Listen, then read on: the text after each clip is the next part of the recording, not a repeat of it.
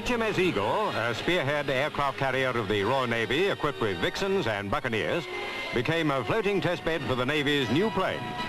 Together with the subsonic jets, already proven and successful, the supersonic Phantom lined up and prepared to go through its paces and gather data to enable Phantoms to be operated from HMS Ark Royal.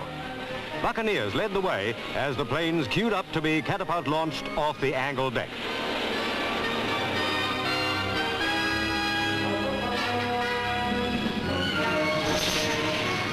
By comparison with the Phantom, the Buccaneer is a slow coach.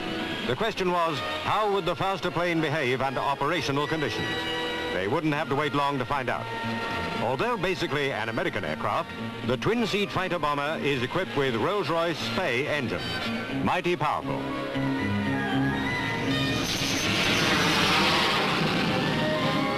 Looked pretty good. Now it was the turn of the second test Phantom.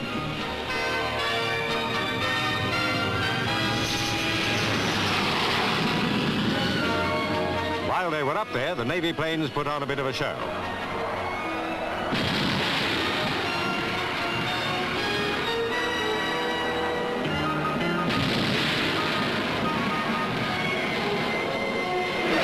Two years ago, it was planned to equip the Navy with about 50 Phantoms, but subsequent defense expenditure cuts pared that figure down to a total of 28.